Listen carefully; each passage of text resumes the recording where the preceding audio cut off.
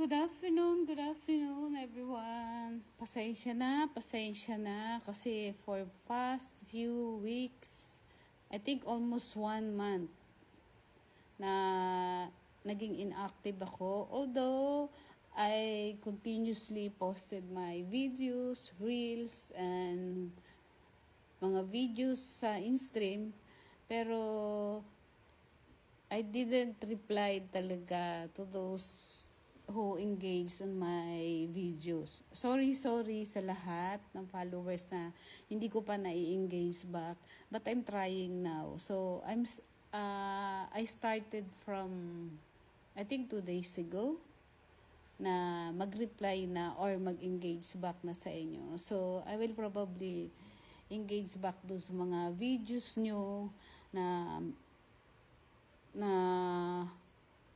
March, end of March, doon ako start na hindi na nakapag-reply sa inyo. So, naging busy lang po, kaya ganon. But, I'm trying my best now to engage back sa lahat ng mga videos nyo. So, inuunti-unti ko na, pasensya na. Pag nabibisi, but I will probably engage back sa lahat ng mga nag-engage sa akin at sa lahat ng mga followers ko na nandiyan at laging nagfa-follow sa mga videos ko and nagko-comment, nag-engage. Salamat ng marami po sa inyo. So, yun. So, in this video, this was taken from Antipolo to what do you call that? Marilaki. So, counting ano lang po. Marilaki pala is acronym or meaning ng Marilaki is Marikina, Rizal, Laguna, Quezon. Which means, pag kayo pupunta, let's say papunta kayo ng Bicol or papunta kayo ng Quezon, pwede pa kayong dumaan dito. Marcos Highway kami dumaan, so going to Antipolo. So pwede pala kayo ditong dumaan and lalabas kayo sa Infanta, Quezon. So instead of going to south, dadaan kayo ng Skyway or Skyway 2 pala, sorry. Instead na dadaan kayo ng Skyway 2 or Alabang, South Super Highway, so pwede pala kayong dumaan dito, which is mas mabilis, mas maano yung kalsada dahil walang masyadong traffic or walang traffic. Yun yung isang maganda. And then, sa madaling salita is shortcut ito going to Quezon. Imagine that. If you're going to Infanta to Quezon or you're going to Bicol, hindi to kayo dadaan. Imagine kung ilang ang malalagpasan nyo. South Super Highway, Alabang. So, in case man na mag-Skyway kayo from Quezon City or let's say galing ka ng Quezon City, so mag-Skyway kayo from Quezon Avenue to Alabang.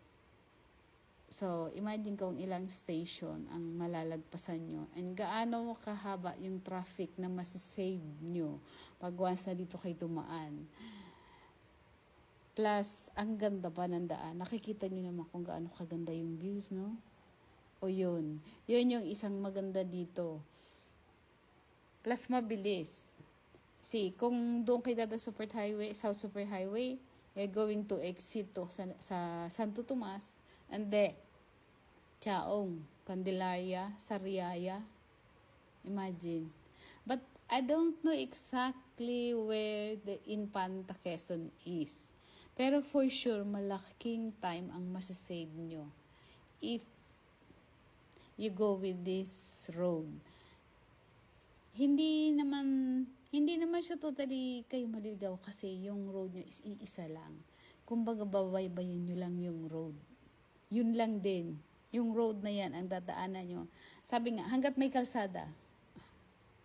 Ayun, hindi pa kayo nakakarating ng Infanta. And may mga sign naman sa mga sa mga places na kung let's say magbabago na ng town or barangay, meron namang signboard na nakalagay. May mga road sign naman na nakalagay.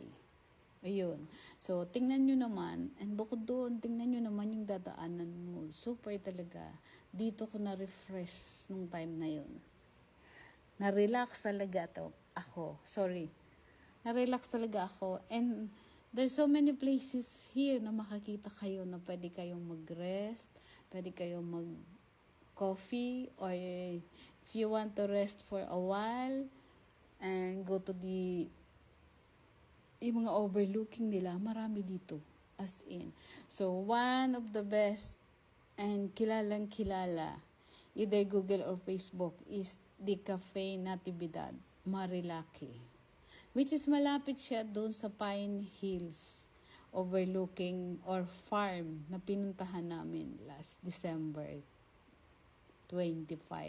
So, kasi we didn't spend Christmas or yung mga special occasion. Alam nyo naman nung time ng pandemic, di ba? So, after that pandemic, parang nagkaroon na kami ng to spend Christmas or any special occasion na yung mag-celebrate ng bongga, yung mga ganon, maghahanda ka sa bahay just for the yung you spend a lot ng magiging extravagance ka para lang makapag-celebrate ka ng ng special occasion nyo. Lalo na pag kami rin lang mag-asawa, we didn't. We just spend our time to let's say kakain kami, coffee shop kasi uso na yung coffee shop, 'di ba? Sa mga anak ko ganun din. So parang naging habit na namin 'yun. To spend our special day together as a family. Ganun lang. Yung simple na lang. Yun nga Because of the pandemic, meron tayong maraming marirealize dapat. Yung isa yun. Na simple life is better than the maging extravagant ka every time. Or every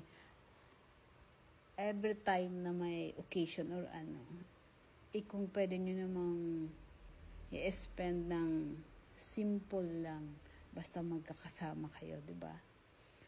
So yun, kaya napunta kami dyan, tapos nakapunta kami doon sa Cafe Natividad, nandoon din yung house, Ihaw House, masarap din doon ang pagkain, meron din doon yung place niya rin is nasa overlooking din. One thing na pansin ko kasi dito sa lugar na to is nauuso, kung narinig nyo na ba yun, may nauuso silang style dyan ng mga coffee shop. They call it rolling coffee or rolling cafe rather. First time ko makarinig ng ganun. Pero nakakatuwa. Kasi doon sa dadaanan mo mismo, let's say like Palo Alto. Palo Alto is para siyang Eco Park, tama? Ganun din siya. Isa tourist spot din dyan na pasyalan ng mga tao, puntahan. And then, doon sa side ng inyong dyan sa side ng kalsada, especially when you get the Marilaki place na, yung pinaka-barangay nila.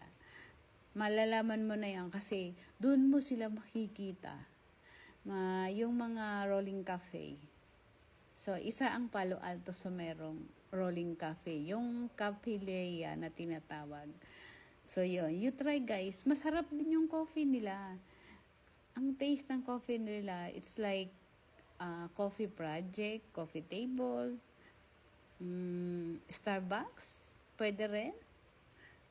But the price is affordable. Hindi ganun kamahal. Pero nakakatuwa na nagle-level up din sila. Mayroon sila mga ganun.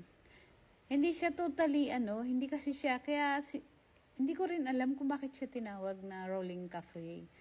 Kasi although, maybe, kaya siguro sila tinawag na rolling cafe kasi nga nasa nasa tabi sila ng kalsada, tapos yung iba nasa sasakyan lang. Pero masarap din. Pag nagawi kayo dyan, guys, you try. Just in case na, basta once na makita nyo, just in case na mangailangan kayo ng, or gusto nyo mag coffee, makikita nyo na mismo sa tabi ng kalsada kung saan banda. Pag once na nadatnan nyo na or minadaanan na kayo ng rolling cafe, it means nandiyan na kayo sa may Marilaki. Part na ng Marilaki po yan. Or malapit na kayo sa may Palo Alto. Kasi yun yung first na makikita nyo, yung Palo Alto na cafe, rolling cafe. That's for today, guys. Thank you so much and God bless to all of you.